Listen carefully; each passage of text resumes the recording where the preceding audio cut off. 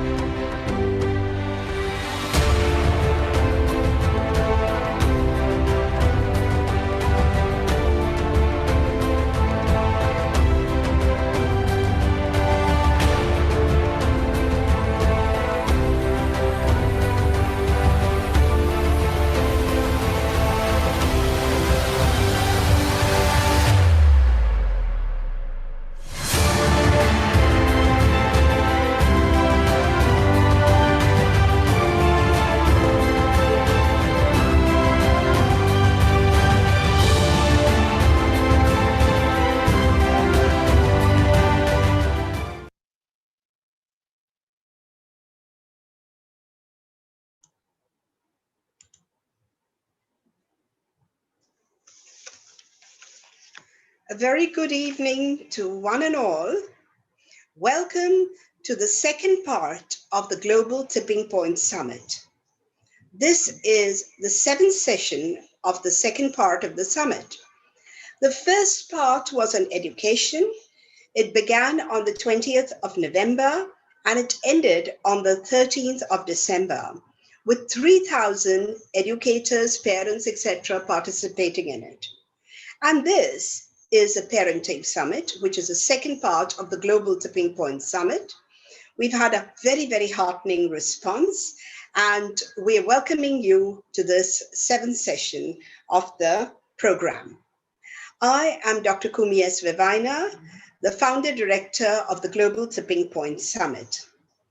I have been the head of the Department of English, Professor of English, University of Mumbai. And now, post-retirement, I work as an education futurist and continue my work as a literary critic, a storyteller, and most importantly, an educator, teacher and parent educator. When I started thinking of the Global Tipping Point Summit, I thought this summit should be really different in order to bring about some kind of visible change. We first began by thinking of the themes, by thinking of the topics for the summit. And what we did is we decided it among ourselves, myself and the core team, and then we put it out to parents. My very dear friend Ruchita Dar, who is a CEO of First Moms Club, asked the parents what were the issues that were of concern to them. And then we went about looking for the best speakers we could find. And we've been extremely fortunate with that. At the inauguration, we had Ms. Sally Ann de la Casa from Dubai, who is the innovator of soft skills quantification algorithm. We had Dr. Sujata Shriram and Mr. R. Sridhar. The academic sessions began with Father Joe Pereira, who talked about addiction, Mr. Bittu Saigal, who talked about creating compassion and kindness in children and connecting them to the earth. Both these sessions were brilliantly received. Last week, we had a person from Dubai, Ms. Suzanne Rodrigues, who spoke on creativity and nurturing creativity in children. And we had Ms. Varsha Makija, principal of Gateway College, talking about differently abled children. Today, we have Mr. Jim Lim Tek Wee from Singapore, a parenting expert and founder, director, and principal trainer at the Real Academy, who's going to talk to us about cyberwellness and the importance of human relationships in cyberspace. Tomorrow, we have Mr. Shradhalu Ranade from the Aurobindo Ashram, a scientist and a well-renowned educator, who's going to talk to us about integral parenting. And tomorrow we have another speaker as well, a special guest speaker, Father Godfrey Disa, who's going to talk about something extremely important, anxiety and depression in the COVID and post-COVID era. Next week, which will be the last week of the summit, we have Ms. Mahera Desai, who is the main counselor at Jaslok Hospital, and she and her team members have worked on the scars of shaming.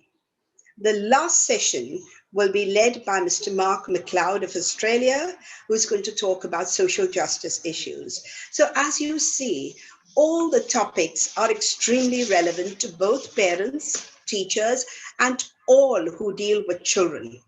We have encouraged parents to attend the Education Summit, and now we've encouraged this time educators to attend the Parenting Summit. And with that, I would like to talk to you very, very briefly about the concept of the summit. So as I mentioned to you earlier, the concept is different from the normal conferences and workshops that we attend. At the center is a speaker, and today Mr. Jim Lim Tek Wee is a speaker. The speaker speaks for about 25 to 30 minutes. There are 4 change facilitators, and these 4 change facilitators marked on the illustration in blue have been liaising with the speaker for months on end in order to design a meaningful mini project. This will be offered to the online audience entirely free. You could listen to the speaker and the change facilitators today. Go ahead and fill out the Google Forms and ask to be trained. Each change facilitator has prepared a module of 3 hours over 3 months. It could be spread out differently based on the convenience of the facilitators and the action group members. And then the action group members go out into the world and implement those changes. They come back with a project report, and that report will be submitted to the GTPS to be put up on the website. The entire project will draw to a close next January, and we have the next GTPS summit in February. So this is the main idea, to create visible change. Speaker, change facilitators, and the action group members. So we invite you to participate in the program by becoming action group members. Obviously, a program of this magnitude could not have been handled by me alone. 108 people have been working with me for months in order to make this program a success. And I feel the need to thank each and every one of them. I begin with the advisory board, comprising Dr. Feroza Godrej, Mr. Norshir Kurodi, Mr. Norshir Dadrala, Mr. Sanjay Rastogi of Tata Strength, Dr. Shenaz Kama, Mr. Yazdi Tantra, Ms. Debika Chatterjee, Ms. Rakhi Chabria, and Ms. Fiona Reynolds. The core group starts with Ms. Donna Reen, the summit coordinator. Donna has been supporting me for months on an end, 24/7. Thank you very much, Donna. I've also received tremendous support from Mr. Yazdi Tantra, Ms. Deepa Soman, Mr. Milan Soman, Mr. Glenn Concessio, and Mr. Bhavin Shah. The summit has been supported by Tata Trend, Tantratech, K-Merc, Lumiere Business Solutions, Education World, Parent World, Pen Ultimate, First Moms Club, Teachers Help Teachers, and Wolves. The short video you saw at the outset has been prepared by Wolves. We also need to thank a whole lot of luminaries who have given us tremendous support and sent us letters of encouragement. The Dalai Lama says, and I'll read out only the first paragraph of his letter, I am pleased to know about the Global Tipping Point Summit and its focus on improving the present education system so that our younger generation can become more responsible citizens of the planet. Apart from His Holiness, we have also received a support letter from the founder of the Isha Foundation, Sadhguru. From Sadhguru's team, we received this message. We are touched by GTPS initiative to empower the youth to be well equipped during these challenging times. And we are happy to share some of the quotes from Sadhguru to be a part of it. General Shokin Chauhan, recipient of 5 Presidential Distinguished Service Awards, has also sent us a very encouraging message, as has Mr. Kersi Chowda, who is one of the leading psychiatrists in India today. Spiritual guide, social reformer, educationist, and Padma Bhushan awardee Shri M has also wholeheartedly supported the summit. We have received encouragement from some media people as well. Mr. Cyrus Brocha and Mr. Boman Irani both did podcasts with me. Mr. Cyrus Brocha is known to the world as a TV anchor, theater personality, comedian, podcaster, and author. And Mr. Boman Irani as a theater and film director, voice artist, and photographer. Dr. Mickey Mehta, global leading holistic health guru, corporate life coach, and founder of the Go Green program, has also given us a video of support, as has Rageshwari Lumba Swarup, motivational speaker, actor, singer, and author. Mr. Shamak Dava, internationally acclaimed choreographer, singer, performer, and entertainment director, has also supported the Global Tipping Point Summit. Besides all these luminaries, we also owed thanks to our design team, comprising Rhea Soman, Disha Upreti, Janavi Kulkarni, Rohan Signikar. The organizing team comprising Shahrukh Vevaina, Dr. Nina Nair, Shalanta Mascarenas, Valerie Mendonça, Nagma Sheikh, Mustaq Sheikh, and Madhu Nair. And the technical team, Pezan Charna, Ashish Kadam, Disha Poddar, and Neha Vatsala. And with this, I hand over the program to our anchor for today, Ms. Vidushi Daga, who, as I said, is the founder of Clone Futura and WizKids Junior. Over to you, Vidushi. Yeah, hello and everyone. A very, very warm. All right, hello and a very warm welcome to each and every one of you all. Right, thank you so much. Thank you so much for first having me over. It's a great honor to be a part of the Global Tipping Summit. And to introduce myself, just a brief story. Started with a small mission to make sure that each and every student, whenever they are online, they are productive and making sure that they are learning something and innovating something. And when I saw, my own children being on the computer and the smartphone, catching them watching something which was not good, and then set on the mission. So from 3 students to 3 lakh students has been a very, very beautiful journey.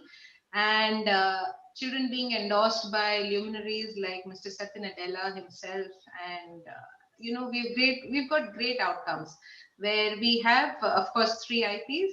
Viz Juniors has been a portal very close to my heart, which is a self-gamified technology learning platform for K-12 children. And we have seen even an 8-year-old learning and developing games and doing beautiful, as well as with schools where schools ask us to make it as a curriculum and of course up themselves, and online live learning, which is similar to YouTube, where we are connecting trainers to the learners all over the world globally, but it is all live training.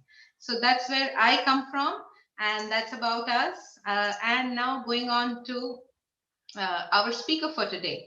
So we are very honored to have him, Mr. Jim. He has had 17 years of vast experience in social work, curriculum development, education, and training, and has great passion and skills in social work. He is the founder of Real Academy and a faculty member of William Glasser Institute, Singapore, and a published author also. He has been a self-starter and a hands-on leader, and very, very passionate about inspiring minds and character building. I want to talk a brief line on his academy, what he has been doing, all the good work. So, Real Academy is the first relationship consultancy in Singapore, which provides customized solutions to more than 100 schools and corporations. And the kind of topics that includes is right from character and personal development, parenthood, mentoring, and leadership. Also, Mr. Jim has published a book which is one of the best selling books, which has already sold 3,000 plus copies, which is based on parenting and mentoring. And of course, with years of professional experience, he has also been a founding director for Meet the Others, which is a non-profit organization that aims to make a holistic, the whole holistic education accessible to children and youth. So here I present to you Mr. Jim. Over to you, sir, and we are really honored to have you. Thank you so much for being there. Thank you. Thank you for the introduction. Yeah, that was a very kind introduction. Hello, everybody. Wow, that's looking at the participants now, we have 100 over of you. This is really exciting, and I'm really excited to be part of this summit. I've got a lot of material to share, so I'm just gonna jump into this whole thing, okay, and start sharing my slides. But before that, are you comfortable with the speed that I talk? I talk very fast because I think I've got a lot of stuff to share, and I bring energy. I like to believe energy to presentations, and so that's why I speak really fast. If you miss anything, or if you think that I'm really speaking too fast, look out for the replay, look out for the recording, or if it's really too difficult for you, just put it in the chat, okay? Now, I'm going to talk about cyber wellness with all of you. I want to how to say, set the stage for us, okay? Now, I am not a person who goes around telling parents and teachers and principals and the leaders in my country that we should ration and stop our children to be on cyberspace. In fact, I think that's the wrong thing to do. Their world is about the cyberspace, right? So I want to set my stage for my presentation today. I'm not talking about rationing. I'm not talking about preventing. I'm not talking about stopping them. I'm actually talking about how we can help them stay and be, it sounds weird, but stay and be a human despite surrounded by screens and surrounded by cyberspace. That's really the purpose of my talk today. Okay, so I just want to start with a story. I was on live TV last year on Channel News Asia, and they were interviewing me, and it was very interesting. At the backstage, I was talking to the host, and I say, hey, just wanted to find out about the host, what he thinks, and say, hey, a lot of people, parents especially now, they're very afraid of how involved their children are on the internet. They're afraid of internet addiction and all that. So what's your view? And he shared something which is very aligned with what I think, but it was really powerful. He said this, he said, hey, Jim, just think about it. If all these parents, all of us of this generation, we pass on, we die, and our parents grow up and become parents themselves, do you ever think they will be worried about their children being addicted to the internet? What is his point? What is his point? His point is that we are afraid of the internet because we have never grown up with it. Our childhood never had screens surrounding us. We only had pages the best pages. But now we have screens surrounding us, so we don't understand. We are the last generation of parents that have seen both the analog world and the digital world. We are the last generation of parents. So that's the stage I want to set for us. How do we as parents, this last generation of parents, help our children grow up to be parents of children and our generations from henceforth, right? And how do they help these children learn to be better parents despite the technological advancements around us? Okay, so that's the stage I want to set for all of us. I'm going to start sharing my slides now. Okay, I hope all of you can see my slides. Yeah, for the people who's watching together with me, if you can't see my slides, just put it into the chat, okay? I think It's perfect, Jim. It's all right. absolutely perfect. All right, come. Let me start. I hope you can hear me well. I'm gonna go. Okay, this is me. I think already given introduction to who I am. Just want to give a little bit more. I work in the courts in Singapore. Before I started everything, I was heading a social service agency. I was doing counseling in a school, and I wrote the whole social work diploma in the Polytechnic in Singapore. I wrote it from ground up. We have nothing, and it was crazy time, but it was fun. So let's start now. Do you know, this is interesting. Do you know that we actually the Britain have a minister for loneliness? There's such a portfolio. They have appointed a minister for loneliness. Yeah, legit. No kidding. Google it if you don't believe me now. This is the first one. This lady is the first one. Tracy Crouch, right? And somebody took over her because it was too stressful a job. Now, I want to start with loneliness first because I want to walk you through an experience, walk you through a journey to help you understand where I'm going with this. Okay. Britain has a minister for loneliness. We have Koreans who televise themselves eating dinner now, and this is big. This is huge. Okay. I know this article is in February 2015, but we have Koreans who are televising themselves eating dinner now because they're so lonely. They don't want to eat alone. So what do? They watch somebody else eating dinner and pretend that they're with them. Why? Why am I saying this? Do you know, if you read the literature, do you know that we are all living in the most connected time in human history now, right? Social media, whatever, we know news even faster than the news agency know them sometimes because our friends text us, WhatsApp, your Facebook, anything, everything, right?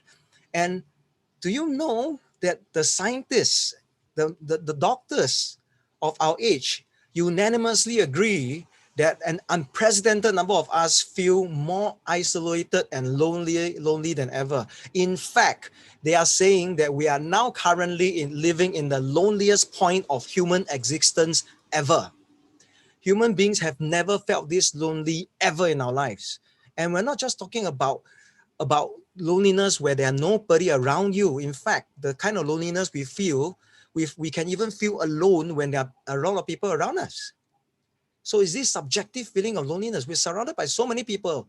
We're so connected. We have a smartphone that connects us to so many people, but yet we feel so lonely. If that's us, we have seen the analog generation, who are part of the analog generation. Imagine our children. They are growing in this loneliness and they are going to be more and more lonely as they grow up. So what do? What's the human response? What's the human response collectively? The 7 billion people in this world, what do? We have our weapons of mass distraction, right? We distract ourselves from the loneliness. We have Facebook, YouTube, we have all these things. We watch so much. You know, our children, when they tell us, they don't come out and tell us they're lonely. You know what our children normally say? Hey, mom, dad, I'm bored. They do that. They don't have the language, the maturity to say they're lonely. They say they're bored. But what do they mean? They actually mean they're lonely. They feel alone. They don't know what to do. They don't know how to deal with this loneliness, this boredom, right? So they distract themselves. So sometimes we ration out the distraction for them, hoping that they can find something else to do. You get where I'm going now? We ration out, okay, you can have 1 hour and all that. We don't teach them how to deal with the loneliness. We give them the distraction that they should not be having so much. They should learn new ways of distraction. Okay, I'm giving out a little bit of what I'm sharing later on already, but stay with me. Yeah? Weapons of mass destruction is all there. Einstein said this: I fear the day that technology will surpass our human interaction. The world will have a generation of idiots. Strong words, but aren't we there now, right? We're with people, we're with friends, we're with everyone, but you look at this picture here, they are not admiring the beach, they are not in the museum, they are not in the museum doing what they need to do, but what are they doing? They are on the phone, right? They are lonely. So what are we afraid of? What are we afraid of? We're so afraid that our children will begin to be addicted. Correct? Whenever people hear about cyber wellness, they go to a training and they go to a trainer or they go to a counselor. My son, my daughter, they are addicted on the internet. In China, what do they have? They have boot camps. They send them boot camps where they literally zap their brains, and some of them die. Why? Because they're so afraid. My child is addicted. What do I do? Trust me, as an agency, as somebody who has counseled literally 2,000 over families, I have 90% of them coming to me, always asking me, how do I help my children not to be addicted to the internet? It's the number one problem. So let's talk about it. Let's talk about addiction. Now, I am going to walk you through addiction to understand addiction through drugs. Okay, I did a research, a thesis on drug addiction, right? Together with Dr. Maliki here in Singapore. And I just want you to know that I want to help you understand the psychology of addiction. And after that, I'll transpose it to the internet, to the games, and then you give you an idea of where I'm going, okay? So stay with me. I'm going to bring you through a crash course, yeah? So for hundreds of years, we understand addiction to be about two things, right? Drug addiction particularly, about two things. Chemical hooks, right? When you take drugs, you get hooked to it, right? Your body gets addicted to it. You crave for the drug, right? So that's one thing, right? However, that's easy to deal with. You put them through cold turkey and all that. I've literally went to many halfway houses and worked with drug addicts, and they go through cold turkey and all that. It's gone in 2 weeks, 1 week even for some of them. They will have flushed out all the toxins in their body and no longer physically addicted to the chemical drug. However, there's a second part of addiction, which is the psychological hook, the psychological craving, right? So these people will be psychologically thinking about drugs all the time. The hook stays in their brain. I know of this person. I walk past a certain place with him. He will pull me away. He's been clear of drugs for 11 years, yet he still feels like he needs to take it. Why? Because he says, this place reminds me of where I used to take drugs all the time. That's 11 years ago. So we have this, and when I counsel drug addicts, I tell them, guys, you can never say you have recovered. You are always recovering until the day you die. That's addiction psychology for you. At least that's what we know now, right? As a practical psychologist, can I present to you that we don't know enough? What do I mean? At the beginning of time, when we started to understand psychology, the whole body of research is based on one particular apex experiment. Apex experiment means the experiment right at the top that set the direction of the research. And this experiment is based on putting rats in cages. They put the rats in cages. They put one vial of water, which is pure drinking water, another vial of water, which is laced with cocaine, and the rats will go and drink from both sides of the water, drink, and like the cocaine water so much and will overdose and die. They do this on 100 rats. All 100 rats do the same thing, and the conclusion is drug is bad. You should not take drugs because it's going to affect you, right? And it's going to get you addicted, right? So what does this set the direction for the whole body of research. We look at addiction as a disease. So we treat it like a disease. When you get addiction, you have a disease. You go for rehab, right? That's how we see drugs to be. We have understood that for 500 years. But now, more people are asking this question, is that really true? If that's really true, how come we have such a high recidivism rate? How come out of 100 drug addicts, we have 15 of them staying that way after they have rehab, 85 of them going back? Because, so they're starting to ask some questions. Professor Bruce Alexander, look at the research. He's from Canada. He asked some questions. He looked at it and realized something is wrong. So he reconstructed the apex experiment. But now he didn't put the rats in a cage. He put them into a park. He's hypothesized that rats don't stay in a cage. In the natural environment, they run around, they make friends, they build communities, right? So he built a rat park, he put the rats into it, he simulated the experiment similar to the cage. He put one vial of one water point at one point where it's pure drinking water, another point which is laced with cocaine. And he ensured that all the rats drank from both sources. And if the hypothesis of drug addiction as a disease is correct, the moment they drink from the cocaine water, they should be addicted and they should continue to drink from it, right? Not true. Not true, because out of these rats, only 10% of the rats continue to drink from the cocaine and got addicted to it. The other 90% stayed away from it, even though they have tried it. Wow, what's going on here? Now, you think rats don't apply to us, Jim? We are humans. Let me give you two human examples. The Vietnam War, the US soldiers sent to Vietnam War, they witnessed the atrocities of war and all that, and they needed to disengage, right? What do? Most of them, all of them, right? Out of 5 soldiers, one of them is addicted to heroin. 20%. Out of 5 soldiers, they are heavily addicted to heroin. So when they're coming back to the US, what happens? The US government was very afraid. They set up a lot of psychological clinics all over all over America, hundreds and hundreds of clinics to treat these soldiers. But when these soldiers come back, they were exactly like the rats. Only 10% of these 20% of soldiers addicted to the heroin continued to take drugs. The rest all went back. They were okay. They were not addicted anymore. Last example, diamorphine. Are you familiar with this drug, diamorphine? If you have relatives who have went through surgery in the hospital and go through severe pain, we manage their pain with painkillers. And the painkiller, the strongest painkiller we can use is diamorphine, right? In fact, diamorphine, do you know what's diamorphine? If you think that diamorphine is morphine, you're wrong, okay? Diamorphine is the medical name for pure medical grade heroin, 99.9% pure, because you need to inject this into the bloodstream. So governments have special licenses to purchase this heroin, to put it in hospitals because they are very strong painkillers. So effectively, if you go to the hospital and you're on painkillers, you are addicted to heroin. Why do these people not leave the hospital, go around, oh, come on, give me some drugs? Those things in the hospital is really good. Why do they not do that? Why? And they're taking on the purest grade heroin. Is something we know about addiction to be wrong? So Professor Bruce Alexander argued that we have been looking at addiction the wrong way. Addiction is actually a human behavior is an adaptive human behavior. It's a human behavior that's adaptation to our surroundings. Professor Peter Cohen came along and he's looking at the same thing, and he started to ask the same questions, and he started to realize, things change, environment change, government change. We just have a new US president. Things change, but human beings generally don't change. In our DNA, we are human beings. And human beings, being who we are, we have a deep need to bond, to connect with people, to bond with people. You see how I'm going now? We need to bond with people. However, how did I start this presentation? Don't you realize we're living in the loneliest time in the human history? So what do? We still need to bond, right? We still need to bond with people, but we're so lonely, there are no people to bond with. Even when we're a group of 20 people, I still feel alone. So what do? We bond with things. We bond with our Facebook scrolling. We bond with the Korean drama. I don't know what you watch in India. In Singapore, Korean drama is big. We bond with Netflix. We bond with exercise. We bond with coffee, because we need to bond with something. So when we bond with that thing, it brings us temporal pleasure. Oh, it feels good. It helps to alleviate some of those stress, right? But we still lack the human bonding, because the human bonding is the most important one.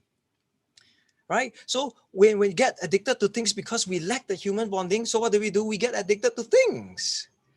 And what is the culture surrounding us now? What's the culture surrounding our children now? Things, homework, internet, games. They bond with things. They bond with all these things. Georges Monbiot, which is a very renowned French philosopher, he wrote this. He calls this, from the age of what was the age that we just came from? Oh man, never mind. The age of production, I can't remember. But he's calling this now not the digital age. He's calling this the age of loneliness, and I cannot agree more. Right? I want to go back to our examples. Why do the rats? The rats in the cage. If they're trapped in a cage, who else will they bond with? They bond with the cage. They bond with the water. So they drink the cocaine water. So right from the beginning, we put them in the cage. We study it like a disease. But when you realize that the rats are in a community, that you remember, only 10% of them were addicted to the cocaine. The other 90% didn't. Why? Because the 90% have family. The other 90% have connections with people, have bonding. But these 10% didn't. Right? Those US soldiers who were addicted to heroin when they were in the US, when they were in Vietnam, right? They had their friends around them dying left, right, center. They cannot afford to bond with anyone. If they bond tomorrow, if my friend died, then how? So what do? They bond with the drugs. But when they come home, they have their friends, they have their family to bond with and to hold and to hug and to walk them through. They don't need the drugs anymore. So the 10% of the soldiers who continue to be addicted to heroin are those that don't have any human connections, any bonding. right? And finally, when you're in the hospital, what do you bond with? You bond with the TV, you bond with the with the ceiling. So when you feel pain, you ask the doctor to give you more and more painkillers. But when you go home and you're with your family, how many of you have been through enough of life to know that pain is so much more easier to deal with when you have people who loves you walking through that pain with you, be it psychological pain or physical pain? It's the same. They take the same pathway in our brains. Psychological pain and physical pain takes the same pathway in our brains. They don't differ. Okay. So when you have people to go through with us, do you realize it's better? It's easier. Same for these people who use diamorphine in hospitals. Right? In hospital, I need diamorphine. I'm out of hospital, I don't need it anymore because I got my family with me. I got my friends with me. I got my community with me. So those who go on to take on those drugs are those who don't have those things. Okay. So now, instead of calling addiction, if you have noticed my slides, I don't call it addiction anymore. We should actually call it bonding. Addiction is still assuming the idea of the disease model. You have an addiction, go cure yourself of it. No, no, no. We are all addicts. It's just so those people were addicted to drugs, they took the wrong thing. We are all addicted to something because we are all living in a cage that's lonely, and we all need to bond with something. It's just that you're lucky enough to bond with coffee, and being addicted to coffee is not something that will get you in jail. I don't know whether I'm giving you a mind shift now. Yeah, it's truly a mind shift when I start to know this. Okay. Now, I need to go very fast, everyone, because I got a lot of materials. Okay. So if you're losing me, I apologize. Now, next, what's the opposite of addiction then? Maybe now you can put in your chats and answer this question. I'm moving on. I'm now transposing this whole addiction psychology now to the internet. Okay. So before that, I want to ask you this question. What's the opposite of addiction, everyone? You should just put in your chat. What's the opposite? You know, you want to help somebody, you want to help your children, right? Not to be addicted, right? Quote unquote, not to be addicted, but you want to move them to the other side, right? To the safe side. So what's the safe side? Sometimes we don't ask ourselves that question. So what's the safe side? If you can't put it in your chat group as I speak, I'm not going to wait for the responses to come in. You just put your chat and type what's the opposite of addiction, right? Okay. Yeah. A lot of people coming in, love of family members, independence, freedom. Very good. Just put it there. And I'm going to tell you what's my answer, what I think. The opposite of addiction is actually human connection. Yeah. Human connection. For the longest time, as a psychologist and as psychiatrists who are treating people, we see the opposite of addiction as sobriety because we see it as a disease. No, the opposite of addiction is actually human connection. The reason why we're addicted to things is because we can't find people to be connected with, to bond with. So we need the temporal satisfaction of bonding with things. I borrowed a lot of my material from Johan Hari. If you have heard his TED Talk, I read his book, you will see that a lot of what I shared here is from him. So I need to credit him. And Johan Hari says it this way. Addiction is not a moral failing. It is not a disease. It is an adaptation to your environment, right? It is not you. It is the cage you live in. The environment we live in now is a lonely one. And yet our DNA still requires us to bond with people. We can't bond because it's so lonely. So what do? We bond with things. We invent social networks to pretend that we can bond with people, but we can't. We need to still bond with people. Right? So before we can bond with people, we bond with things. We bond with coffee. I used to be a coffee addict. I drink 7 cups of coffee a day. Nobody said anything. But if I take 7 shots of heroin a day, I'll probably be in jail. See the difference? Okay. So what does this mean to parents? What does this mean to parents? Jim, my children don't take drugs. So what does this mean to me? Big deal. Big deal. Now, let me start this with this very simple 2D graphic here. When parents come to me, they say this, Jim, I need your help. Counsel my child so that they can play less internet and less games. Effectively, they want to cut it off, right? Now, look at this slide with me now. The child is surrounded by what? Internet, games. Maybe I can add another bubble here. I didn't do that. Maybe homework. We want them to excel in their studies. And that's all, right? Now, if you look at, I don't know where you should be able to see my mouse. You look at this line here, is a connection. The line is a connection to games and internet. So this child is connected to the games and internet. And you want to cut it off because you don't want them to be addicted to it, right? Yeah, I understand where you're coming from. But look at the picture now. What else surrounds this child? What else is there for him or her to be connected with? Nothing. This is the reality of the world everywhere, not just in Singapore. Trust me, I know this. Nothing. Our children have nothing else to connect with. So they tell you, I'm bored, mom. What do I do? I'm bored. Dad, what do I do? I got no more screens to play with. They don't know anything else. So if you start to, this is what my next book is going to be about. We start to ration this to them. We ration. So we give them this and then we ration it away. We give them internet and games and then we ration it away, thinking that that's going to help. But it's not helping. Why? Because it's still the same thing. There's nothing introduced into their lives that they can connect with. The problem is still there when you ration it. So what do? This is the solution that I'm giving to everybody, okay? What do we do? Now, the internet and games should not be taken away from them, because if it's taken away from them, they're going to be irrelevant to their generation. Their generation is about the internet and games, is about technology. We cannot make them irrelevant. They still need to be embedded in it. But how do we help them still be human in spite of all this? This is my suggestion. I'm going to give you a very simple 2D thing. I believe in simplicity. Einstein believed in that too. He believed the most beautiful model is the simplest model. I believe in that. If I give you something complicated that you can't do, you just be entertained by what I'm saying here and you won't be able to do it. So let me give you something simple. All you need to do, okay, wait, I did the wrong thing. Let me ask you this question first and reinforce my point. What's the opposite of addiction? We don't want our children to be, quote unquote, heavily bonded with the internet and games, to be addicted to this. So what's the opposite of that? I just told you, right? The opposite of addiction is human connection.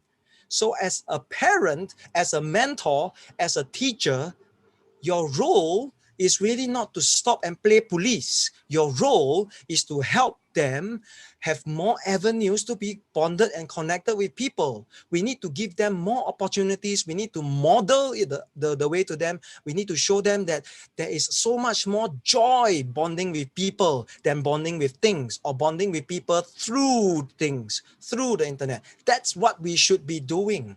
We should help them see that. And this is especially important to our world, because we live in an analog world. I believe our generation of parents are the best at teaching children how to connect with people, because we grew up connecting with people, not with the screens. We are the best generation. We're the last generation that can do this. After we die, nobody else can do this. It makes sense? So now, what do? We present opportunities around our children. We present opportunities. These are just simple bubbles I have. Guys, don't bring this away and say this is the only way. No, I can add 2,000 bubbles around our children for all I care. Why? Because everybody is different. What's yours? I'm giving you suggestions here. You can have meals with them. Bring them for sports. Now, when you do these things, don't do it and then take an umbrella, stand there, take picture, and don't do it with them. No, play sports with them. Have meals with them. Bring them to nature reserve. Play board games with them. Watch movies together with them, so that they can bond with people and they can have fun with people. Trust me, children brought up in this way, we have been talking about holistic education. This is what holistic education is about. This is what we mean. Okay, and finally, I have another bubble here. Everybody will be like, huh? How come I include Pokemon Go? Guys, Pokemon Go, we don't think that doing something away from the screens means that it cannot involve the screen. It can too. You know, when Pokemon Go was very big last time, what I did with my son was very interesting. We set up a family account, right? With the initials of all 5 members of our family. And my son refused to play Pokemon Go with his friend, even though his friend offered it to him in school. He only plays Pokemon Go with me.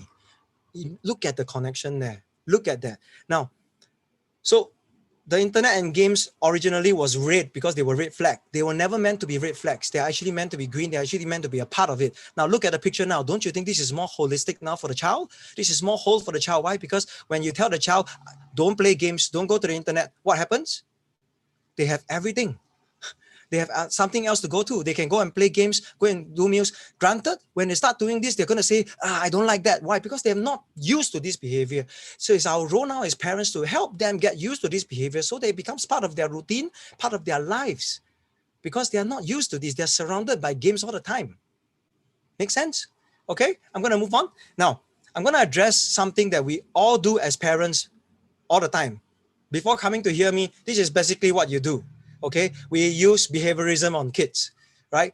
I need to address this. I must address this, because if I don't address this, there's still a big piece of the puzzle that we didn't deal with. Okay, now behaviorism, the father of behaviorism is B.F. Skinner. Stay with me. This is a very simple concept. Behaviorism is a psychological concept. You learn this in the universities and all that, right? We talk about this. There's a whole module on this. But let me bring you through another crash course. Yeah.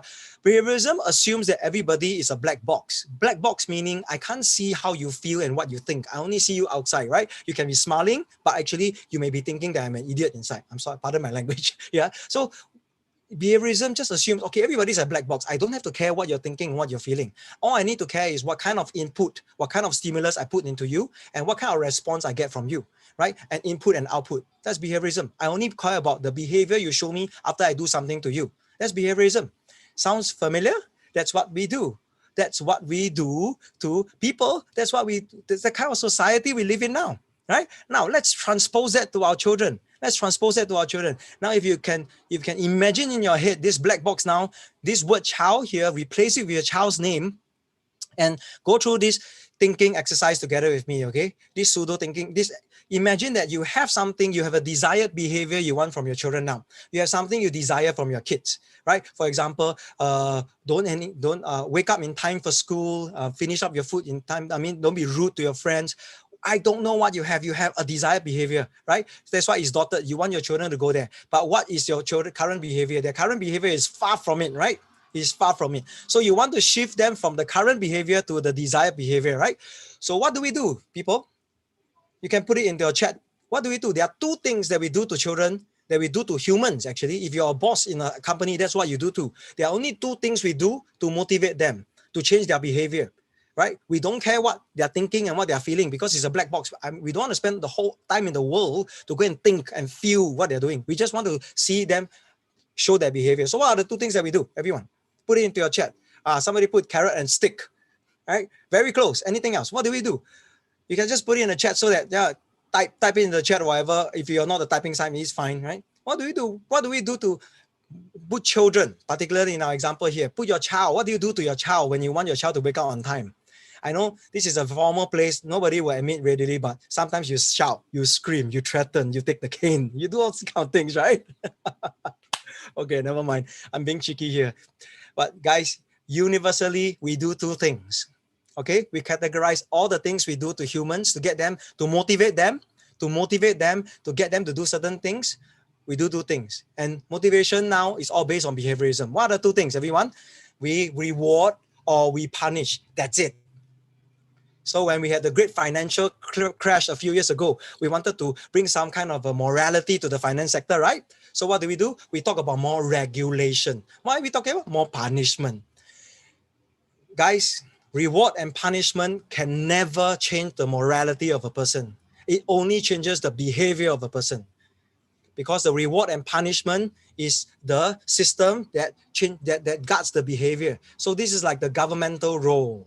Reward and punishment never changes the morality. It never reaches inside to change the morality of the person. It only changes the behavior you want to see. So you become very tired because every single time you want the child to behave, you have to be around because you are the reward and punishment system. When you're not around, they don't behave. So let me go through this graphic again. I'm going very fast. I apologize for this. Yeah, I got so much material to share with you. In fact, this is 10% of what I originally wanted to share with you. Okay, so we reward and we punish our kids, right? Yeah, we reward, we punish. Some of you reward more. Some of you don't punish at all. Some of you punish a lot but don't reward. I don't know. You have your own system. But we all have that to bring them to where we want them to go. So the beauty of behaviorism is this. We are very impatient people, everyone. So behaviorism helps that because behaviorism gets us where we want very quickly. The moment you see, you apply your reward punishment system, you see the behavior, move towards your desired behavior very quickly. Sometimes one day, sometimes 1 week, right? So what do? You tweak the reward, you tweak the punishment system, right? Because you want to make it work for you. After that, you see, wow, the current behavior is exactly what you want. Whew, hallelujah, we are very happy. Yes.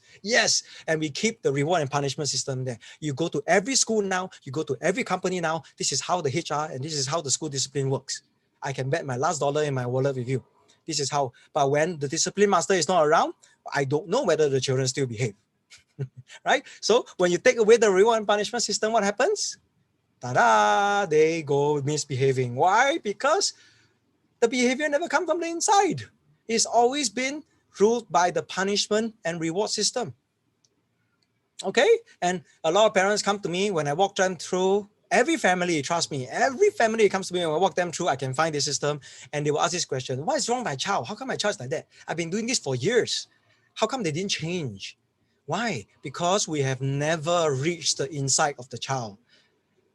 Behaviorism always assumes that it's a black box. I don't know what you feel. I don't know what you think, right? I just want to look at what you're doing. If people are good only because they fear punishment and hope for a reward, then we are a sorry lot indeed. Again, Albert Einstein is really my idol. He's both the person who's very smart in a mind and also very smart in the spirit in how he is, right? He's got high EQ and high EQ and IQ, right? Now, I'm coming to my end of my slides, okay? Yeah, I just want to share this. This is my book. I will share with you about my book later if you're interested. Now, I came up with this metaphor, right? Now, all of us fly kites. Do you have kite flying in India or in other parts of the world if you're not from there? Yeah, we do this in Singapore, and I always tell my parents, when you think of parenting as kite flying, when you fly a kite, do you want your kite to fly higher? Yeah, right. You want, right? So imagine the kite is actually your child, right?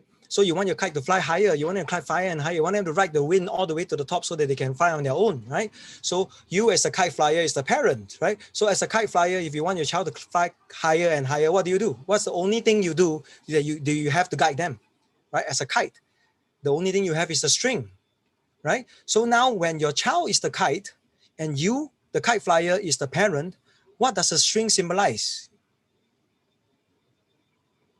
I'm going way too fast, so I hope you're absorbing this, okay? Yes, somebody is saying connection. The string symbolize control. Actually, it's the exact opposite of that. I beg your pardon. Thank you for responding, okay? Don't feel bad for responding. It's the exact opposite. Yeah, we can't control our children. We can only influence them, right? A lot of times, a lot of people come to me. Later, we can do this Q&A if you want to ask this question, okay? Yeah, a lot of parents come to me wanting to learn how to control their children, and they have very horrible endings. The only thing we have is to model to them and to influence them. And the only thing we have to influence our children is the relationship we share. The string symbolizes the relationship. With that relationship comes guidance. With that relationship comes motivation. That relationship helps you to get into the child, into the black box. The relationship helps you to augment the morality, the moral compass of the child. Okay, I don't have time to go there already, so I'm just going to move on. So what are the ingredients of relationship? We're coming now to the action project, right? Now, what are the ingredients of relationship? Actually, my book have outlined a few, but many. So I'm going to flash them here. I'm just going to share with you. We're going to do just one for action project today, okay? For the action project. Now, I have coined up this whole thing called the relationship bank. It's very close to what Dr. Gary Chapman has shared in his 5 love languages. If you have read the book by Dr. Gary Chapman, 5 love languages, right? We all of human beings, this is Dr. Gary Chapman, not me. I'm using that to explain my relationship bank, okay? So Dr. Gary Chapman shared that figuratively, all human beings have a love tank in them. They walk around with a love tank. We feel very loved when our love tank is full. We feel not loved when our love tank is empty. Okay. So and to feel this love tank, we all have a particular love language we need to have, right? So if my love language is physical affection, even if my mom loved me very much and because her love language is words of affirmation, she keeps saying she loved me, I still don't feel love, even though she loved me very much. Why? Because she's not speaking my language. When she's not speaking my love language of physical affection, my love tank will deplete. And when my love tank deplete, I don't feel love, even though my mom loved me so much. Get it? Right? So I'm borrowing the love tank example now to talk about relationships. Instead of a love tank now, the relationships have a relationship bank. Same. Don't think that you have a relationship with your child by virtue of the fact that you are a father or you are a mother. Then you respect me. Then I have relationship. It doesn't work that way. It doesn't work that way. The relationship between you and the child, you and your subordinate, if you want to call it that way, you and the friend and the colleague, is built on this thing we call a bank. There needs to have deposits into the relationship before you can withdraw from it. Okay, so do not withdraw from it with your child. Do not demand things from your child and get your child to influence your child on things when you have nothing in the relationship bank with your child. Okay, so to build this relationship bank, you need to put things inside. You need to deposit. And what are the deposits? You deposit STRICT. You need to be strict about deposits. And each of the acronyms means something, right? We're going to talk about mutual satisfaction later. That's the thing you're going to do. But the other things will be trust. I put a star to trust because I normally have about 4 slides talking about trust. But because this conference, I don't have the time to do that. Just stay with me. Just understand it for what the word tells you. Maybe, yeah. Trust, respect, intimacy. Intimacy means knowing intimately what your child like and love. It's an intuitive kind of thing, right? And the commitment to do things. Later when we have our action project, the commitment is important, right? You cannot say you love your children, but you don't show that commitment. And finally, relationship is built over time. You don't have relationships overnight, right? It's going to have heartache. In fact, I always tell parents that I define the parenting process as a long suffering process. It's a long suffering. The moment you have a child, you have a 24/7 CCTV on you all the time. Okay. Yeah. So how is the journey been so far, everybody? I hope you're good. I hope you're good. Yeah. Now, the journey so far, I brought you through loneliness. We have been living in the loneliest point of our human existence, right? It's only going to get worse with our obsession with technology. And so humans get more and more addicted to things because we need to bond. It's in our DNA. We get more and more addicted. We need to bond. And so we want quick fixes. Our children are addicted. We want quick fixes. So what do? We employ behaviorism. We punish, we reward. That's all we do. Okay, maybe that's not all we do. Some of you here, I see in your chat, you're putting things like you encourage them, you talk to them. That's fine, that's good. And I really appreciate that. I really think that's great. Our parents are doing more of that now, but I think we should do even more, right? We should do even more. We should help them learn how to be a human in this whole arena of screens. So what do we need to do? We need to focus on human connection. I spend so much time looking for this picture. It's so beautiful. Just having bubbles doing this is fun. Imagine the amount of human connection. I bet guys, this picture here, this activity will trump any screen time your children wants. Just imagine that. That's what we should be doing. Not saying don't be on the screen. Go to finish your homework, then get back on the screen. It's the same old thing. Going back to that back and forth, that two thing again. No, you need to surround them. Remember my picture? You need to surround them with different bubbles, different things for them to do, because that's the most important. Right? My third last slide, and I'm done. So that comes to our project. This, if you so want to do this project with us, it'll be lovely. I'm calling it Screen Free Sunday. It doesn't have to be Sunday, okay? But just Screen Free Sunday just sounds cool, sexy. Yeah. What is the project going to be? You are going to develop a day in a week, preferably, right? If you're very busy, you cannot afford it, a day in 2 weeks, 3 weeks, 4 weeks, it's up to you. Work with your change facilitators. They will guide you along, right? It needs to be a protected time. In Singapore, right? The teachers have a protected time where they are not being touched by the principals. They can go and do, what they want to take care of themselves. I think that's so beautiful. Same for us. As a family, we need to decide, right? The families who are here, what is my protected time? What is my protected time that I want to spend together as a family? Okay, decide together, agree on the length of time. Does it have to be a day? Is it 2 hours, 3 hours? I don't know. We will have I've actually came up with a PDF that I can send to anyone who's on the project. With that PDF, you can plan your time. Right? As a family, you need to discuss and agree on activities and program. I wish I'm there to help you, but I want you to know this, everybody comes to me for counseling behind closed doors and tell me that they discuss with their children. But when I stand next to them, seeing how they discuss to their children, they don't discuss with their children. They tell their children. That's the reality.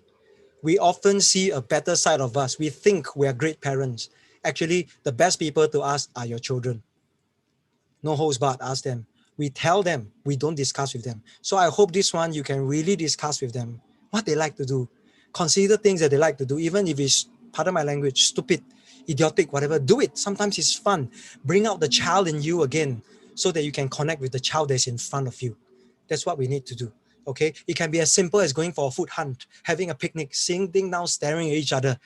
Do you know I have this thing I do with parents who come to my session? I get them to stare at their children's eyes for 1 minute, and within half a minute, they cry and they tear, and they tell me, I've never seen my child like that before.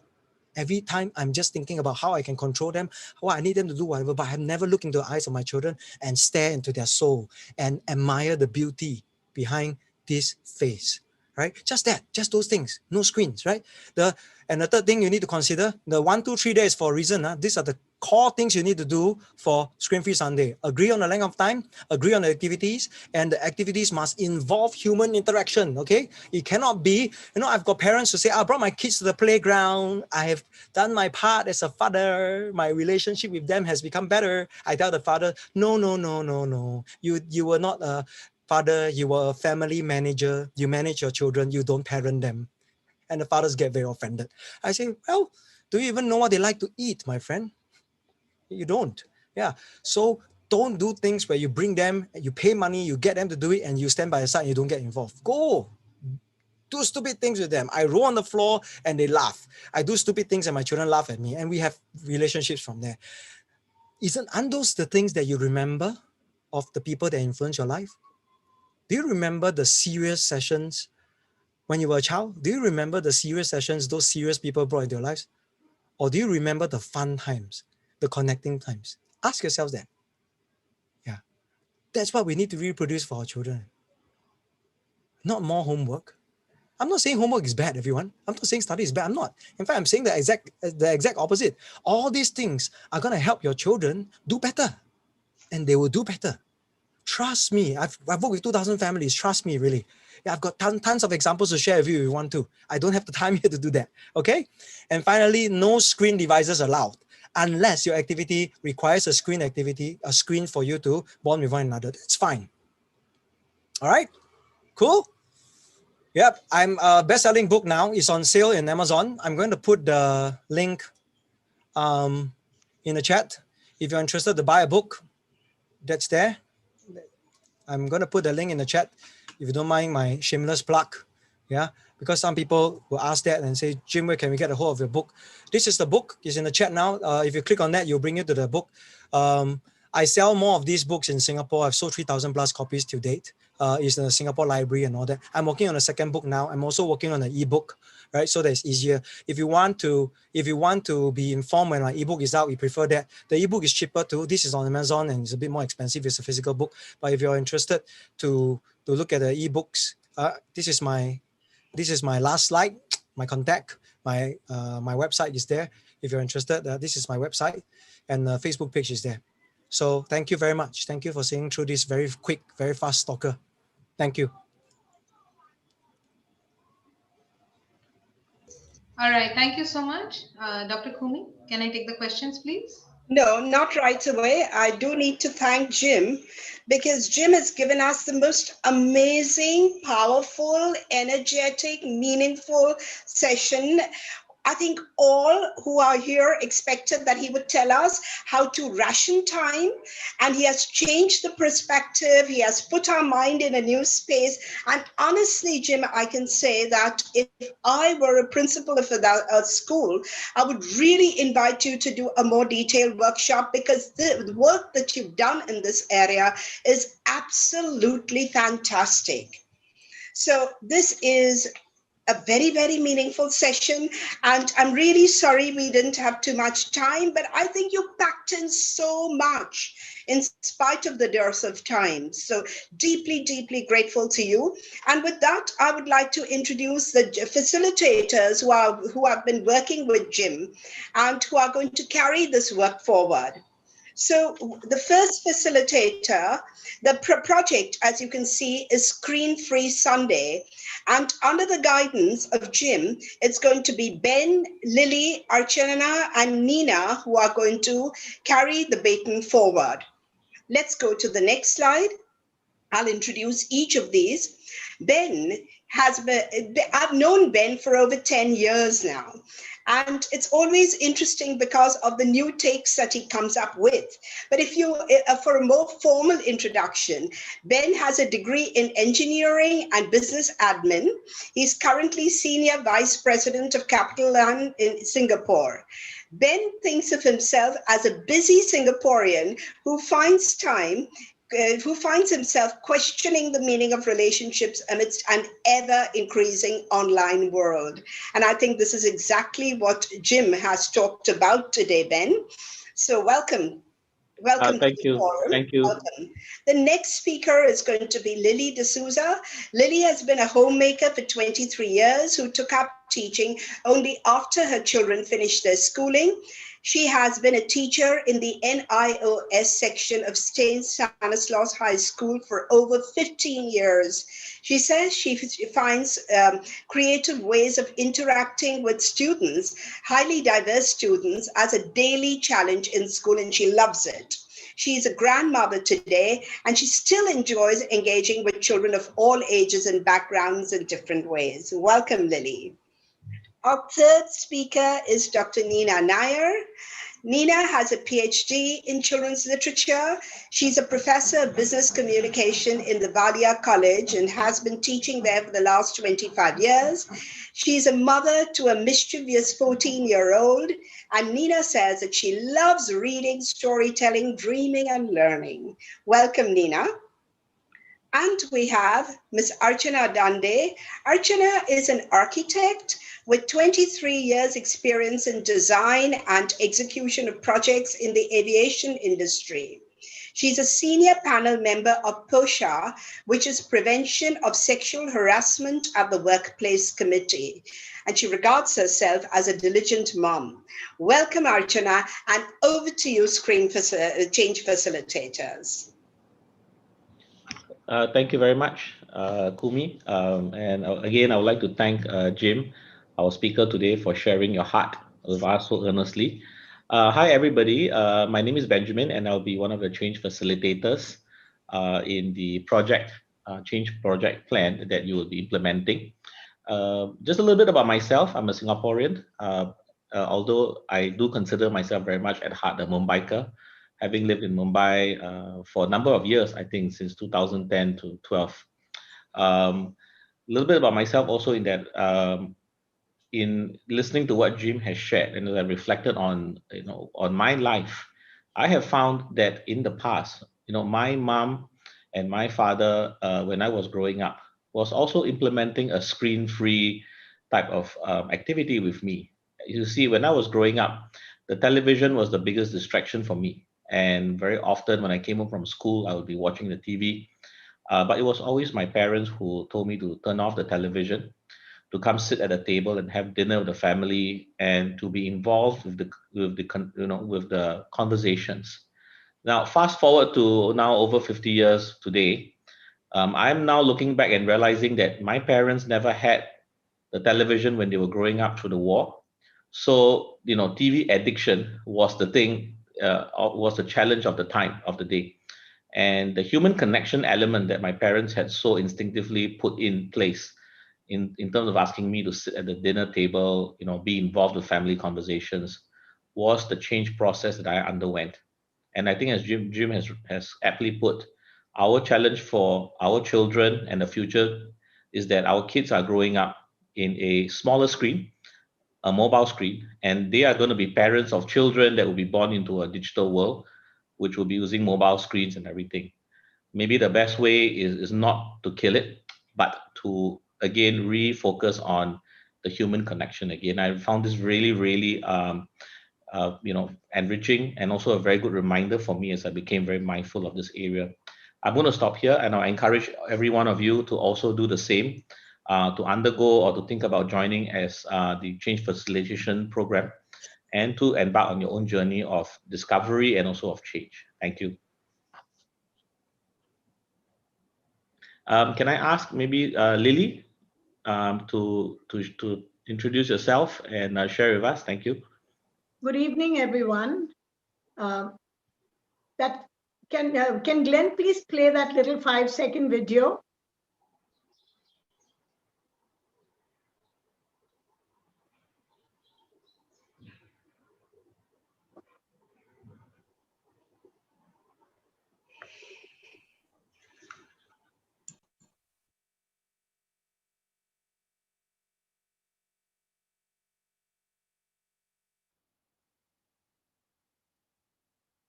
It's not playing.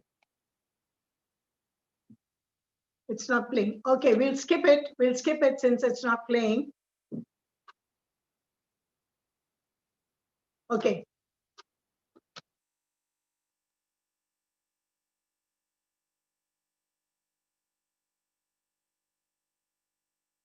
Glenn, it's okay. Let's skip it if it's not playing. Shall I go ahead?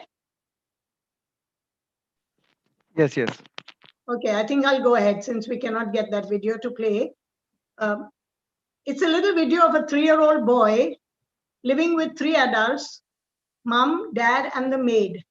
And all he's trying to do is switch off the screen on the computer, telling his mother, I've locked your screen so that you cannot work anymore. And I think that tells us all that even at the age of 3, he wants to bond with his mom, and mom feels she needs to work. We all know how that balance is struck. Now, I have retired from an open school, which is actually where children come after they have tried the mainstream school. In this case, it used to be adolescent boys who have already finished 8 or 10 years in the school of their first choice. And they all had some kind of either learning disabilities or some other problems at home, and so couldn't cope with the mainstream school.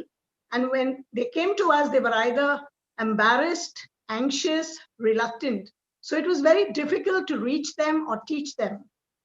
I began and ended each day with a prayer, not knowing really what I'm doing, and never let a day go by without a game or some fun activity to lift their spirit.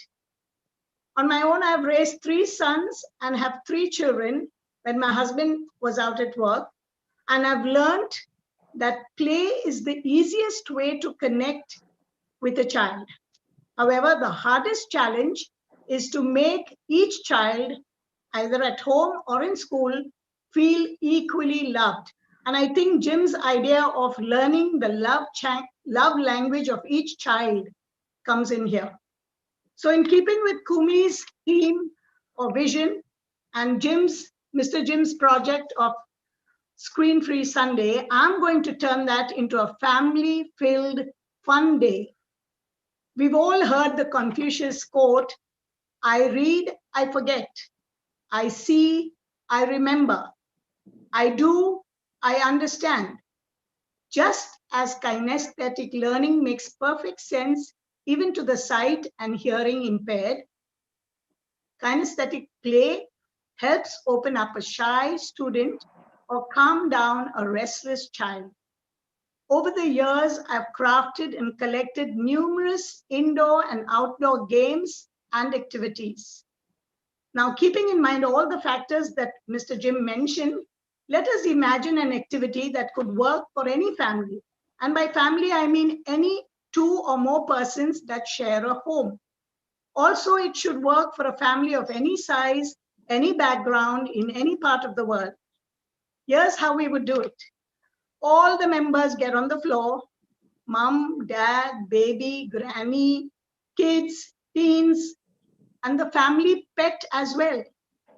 Sit down one behind the other in a line. The pet, of course, right in front. Then each person massages the head and neck and shoulders of the person in front of them while communicating how much to press or where to rub and what is hurting and what is not. Now, the only rule all have to obey is no tickling. You'll be surprised. Inevitably, all end up rolling on the floor laughing. More importantly, all get to know mom's mood, dad's tension, granny's arthritis, and all will want to do it again. So you see, I do believe that a family that plays together stays together. Thank you for listening.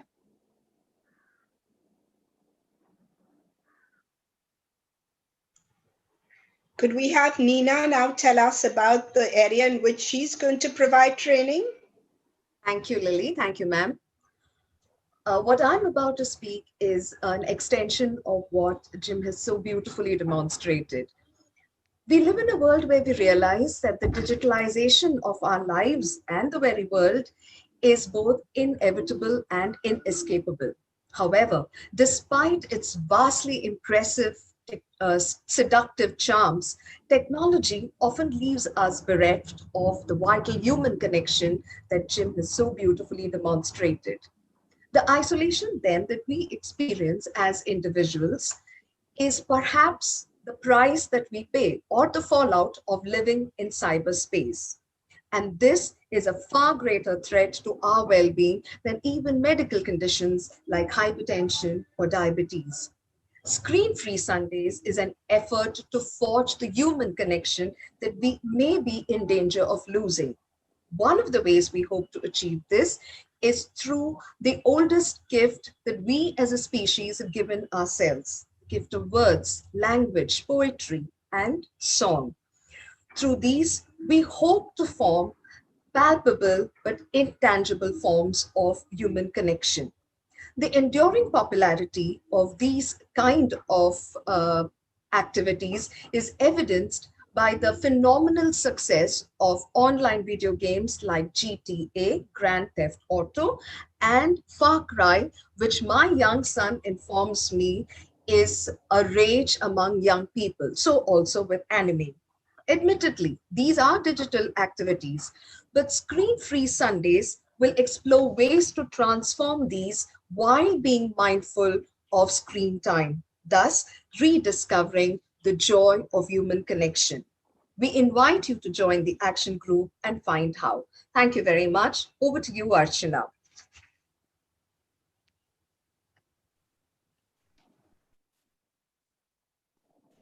Good evening, everyone. Jim, it was wonderful. The presentation was a paradigm shift and it, I'm sure, set everybody thinking. Uh, I'm a mother of a 16-year-old and I'm a working mom. So my view on this is as follows, that technology is an integral part of our life. So we cannot escape it unless we do it gradually. So this is a good start to moving in that direction. So I have a few pointers that I suggest can be considered while choosing an activity. The activity should be enjoyable. It should require some level of concentration. It should require some level of physical engagement. And the activity should be as demanding as the members undertaking it. And we should take turns doing activities which are, enjoyed by specific members. So screen free Sunday to me is not exactly screen free. It means that one is not on their individual screens. It could even be that all of us as a family is watching a documentary, watching a Ghibli movie, for example. Just to give you a small example, that we are all grown-ups, but the other day my daughter suggested, let's watch an anime. So we ended up watching a Ghibli movie and we realized that we lead such fast-paced lives that it was very calming and there are not too many dialogues in the movie, so you actually can speak to each other. It was very aesthetic and visually pleasing, and it has profound symbolism and morals. So one can pick up any activity which is specifically enjoyed by that family, and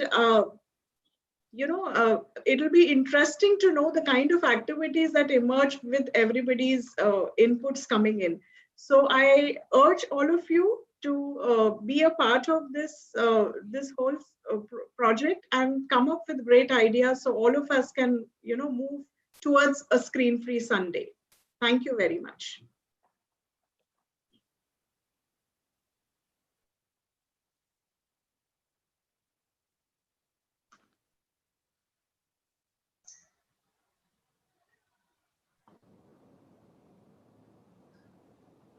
All right. So to take it over for some few questions that we have been asked. So first of all, Mr. Jim, the entire session has been so enlightening, and actually, as everyone said, it has been a paradigm shift. Me being a mom of two boys, I have seen the entire shift happening, and I told my children that tomorrow is going to be screen free, and we're going to make sure that I'm staring into your eyes for some time at least. Okay, you have been reading all the wonderful comments that have been coming in the chat box. Okay, to start with, question number one from the audience that we have received is, are you trying to say that all addicts are into addiction due to loneliness? Is it not due to peer pressure? So, some comments on that, please. Yep, that's a good question. I get that a lot. When I was sharing about the addiction, particularly drug addiction, I was trying to help us understand the psychology of addiction. How does addiction work, right? The thing about human science, right? About science based on human, is not hard sciences. Hard sciences are easy. What goes up must come down. There's an equation for everything. But when we work with humans, there's a myriad of factors, right? So I think for sure there are some people who are taking drugs because of peer pressure, yeah?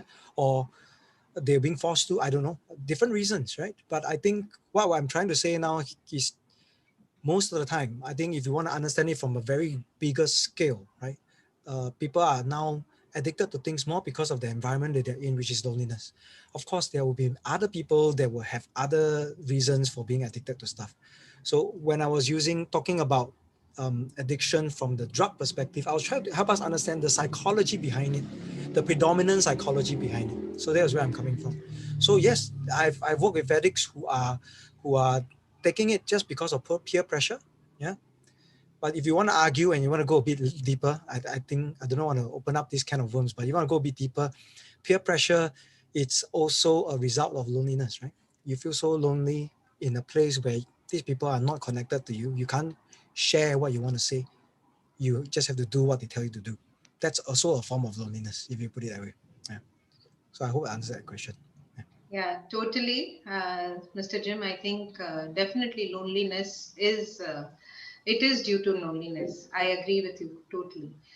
Question number two by one of our participants that is coming is that can we help kids lessen their addiction by being with them?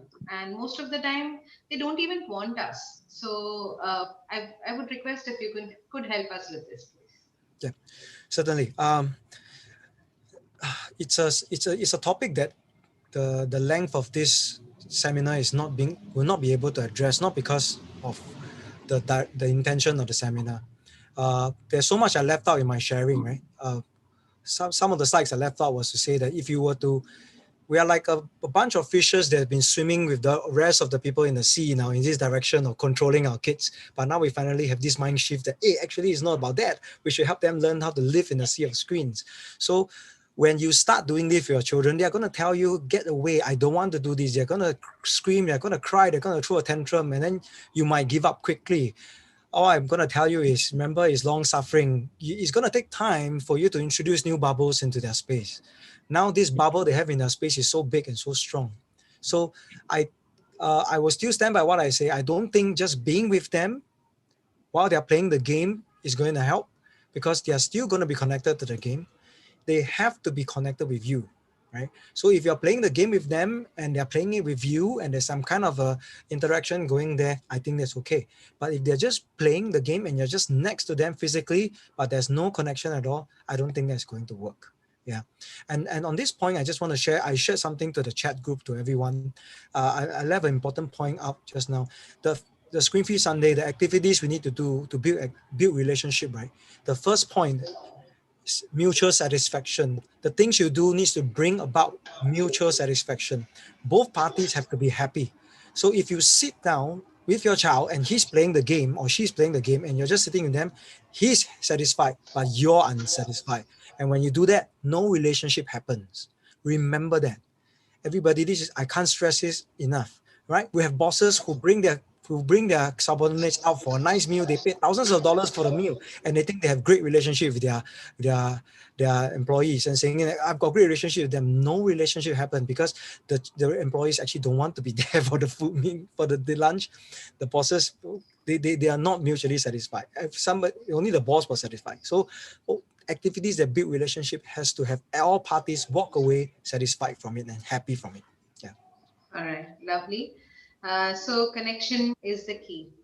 All right. Question number three, and is a very, very beautiful question. That does acknowledging desired behavior amount to any kind of reward?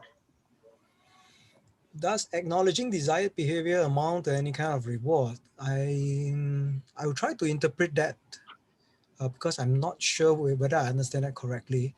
But I think if you there's nothing wrong with having a child know that you have a behavior that's desired of them. That's so don't get me wrong. I'm not coming from the perspective where we have to be nice, we have to stroke them all the time and the relationship. No, I'm not coming from the perspective at all. I'm just saying that I think a lot of reasons why people change is when you affect the inside, right? So one thing, acknowledging a behavior that you want your child to demonstrate to them is not wrong in itself. It's not wrong at all because you're the parent. Right? There are some rules in the house. There are things that you need them to know and do. but it's how we do it. You know, if we entice them with a reward, we threaten with a punishment to get them to that behavior. That's the thing we need to look at now and say, is that sustainable? Is that helpful? You know, are you going to be around to mete out their punishment and their reward all the time? Do you want them to be internally motivated? You want them to be internally motivated, you got to reach in. You got to have a relationship with this human being, with this human soul, in order for them to have that internal motivation. That's what I'm trying to say here. Yeah. Okay. So perfect. You have to be internally motivated is what I take from that. And as we have, even I read in New Straight Times regarding smart parenting is just like kite flying. So wonderfully put. So we have a question on that coming up by Mr. MG, who says that while having a strong string of relationship, okay, does it still need one more thing, that is the right airflow to take the kite too high? So can Yeah, you please beautiful. help with that? Yeah. I keep saying this, I didn't have time to flesh out everything. So yeah, this in my book. The wind that helps the kite to fly is the opportunities that you want your children to have, right? If you have flown kites before, you don't find much wind near to the ground. So this is a time where the parent have to pull the kite a lot more, using our relationship to get them not to be entangled in the trees and the building. Can you see how this metaphor is now blooming and growing? But as you get the kite to fly higher and higher through your influence, the kite is gonna catch the wind. If you understand kite flying up in the sky, there's always wind going on. It's just whether you get a kite to go high enough to catch the wind. And when they're catching the wind, that's when they're catching the opportunities in our life, in their lives, to fly. And that's where you, as a parent now, cannot be pulling anymore, which is what you used to do when they're young, to keep them from safety, from danger. Now you need to let go. You need to let them fly and catch their opportunities, right? If you pull, you're going to break your string, right? So I'm fleshing out the metaphor now that's in my book. My book is not written, it's not written for in a didactic way, in a way to tell you what to do. It's written in a reflective way. It's a story of a person who didn't know how to parent, and he went to fly a magical kite, and the kite started talking to him. So it's meant to help you reflect, to nudge you rather than to tell you. Yeah, I believe in that a lot. We should nudge people rather than tell them, because people don't like to be told. Yeah. Of course. Yeah, with teens in the house, it's a lesson learned. All right. So, just a couple of questions more. If we are bringing up children to think of working for the betterment of the society, do you think that they will feel less lonely? So, do you agree or disagree? Yeah. I don't have the playbook for helping them not to be lonely. I only have a few pointers. I think helping them to have a desire, have a goal in life, something, a goal that's higher than them, a goal that's more than their own personal, may I say, selfish desires, will always be the thing that will help them connect to people and connect to society. I mean, you look at our societies, every society you go to, those people who have a higher, they seem to have a higher calling, they seem to have a goal that's beyond who they are as a person. They are just so real, so authentic, so connecting. And I think if we help our children to be that, to see beyond themselves and to see that there are things bigger than themselves, I think that's going to be beautiful. They're not going to find it difficult to connect, because to do those things, to achieve those things, to be there, they have to understand the power of being grouped with a group of people. They will learn to connect. The hard way, the easy way, I don't know how, but I don't have a playbook on loneliness, but I think that's one beautiful way to help them. Yeah. Sure, perfect. It's in fact a perfect formula to form groups and make sure that they are participating. Mm. All right. The last question, in fact, even an advice for me. Okay. What can we do about gaming marathons like not only PUBG but Fortnite? And my son is pestering me to get the PS5 and so on. So, how do we tackle that? Yeah, it's always next Uh, month, next month. So, can you please give away? I've done a 3-day workshop for parents with gamers, and I'm very radical in the way I do things. So I'm just going to give you a radical. Maybe I answer your question with a radical example.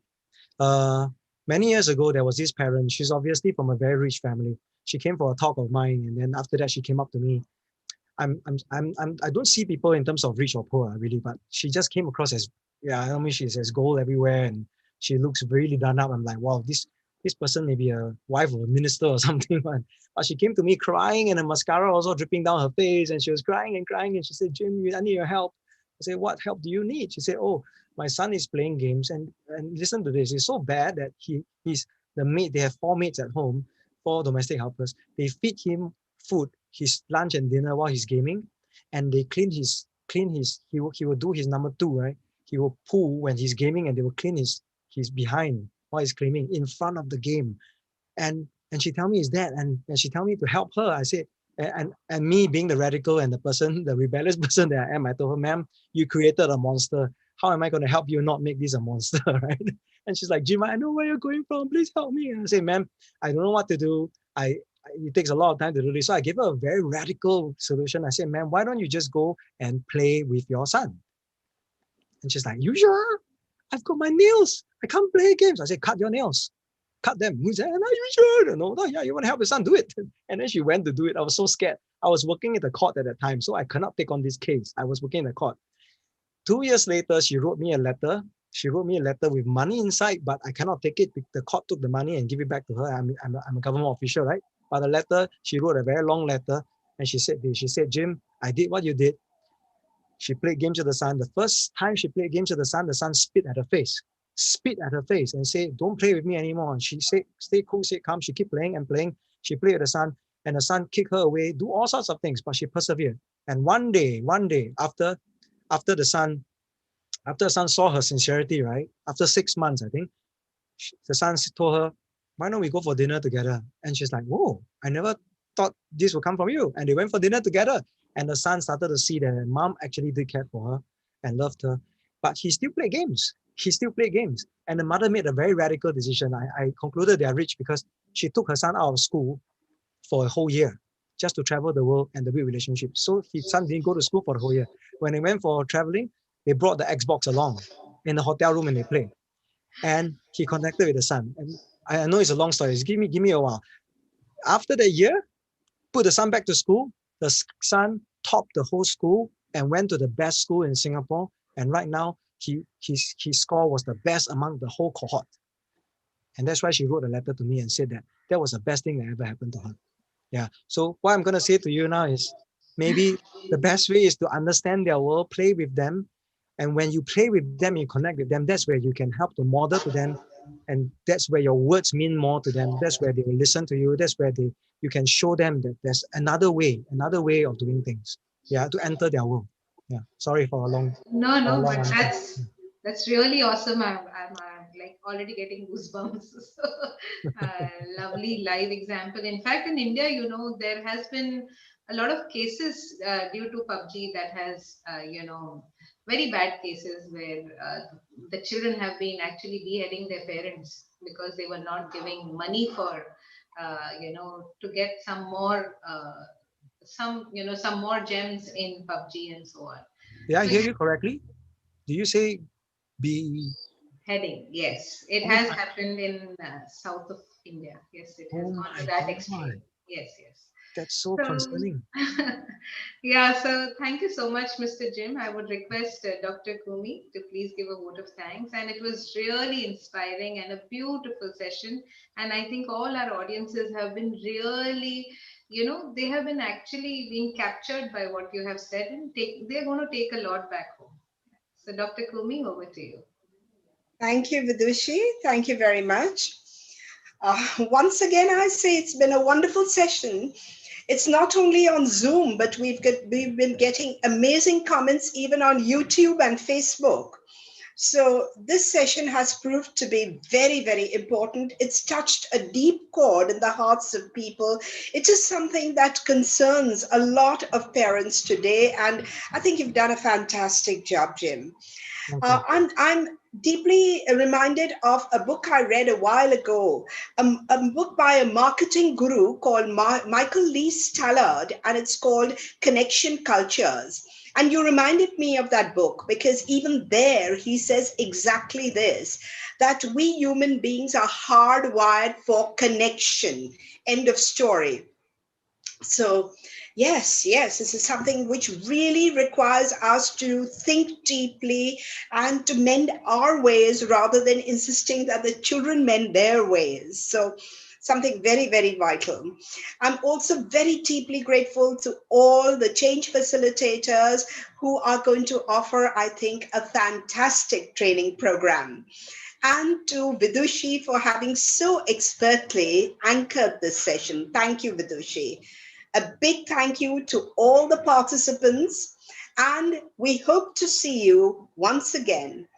Please register for this action, become a part of this action group and register for this project on Screen Free Sunday. The facilitators have a lot to offer. You can go to our website, www.gtps4change.org, and you can fill in a Google form and become a member of the group. We also need to thank and all of you and invite you to the session tomorrow. Tomorrow's session has two major speakers. One, Mr. Shraddhalu Ranade, scientist, educator, and international teacher at the Aurobindo Ashram in Pondicherry. His diary is completely full, and integral parenting is something he is passionate about. So we invite you to that session tomorrow, and he will be there. His change facilitators will be speaking, after which there will be Father Gottfried Dieser. And Gottfried Dieser is going to talk about something very vital on anxiety and depression in COVID and post-COVID times. The entire program is going to be anchored by the engineer from United States, Mr. Meher Amalsad. We ask you to use exactly the same link that you used today. It's the same Zoom link for all the sessions of the summit. If you do not receive the link, please do not worry. It's always available on our homepage of the GTPS website.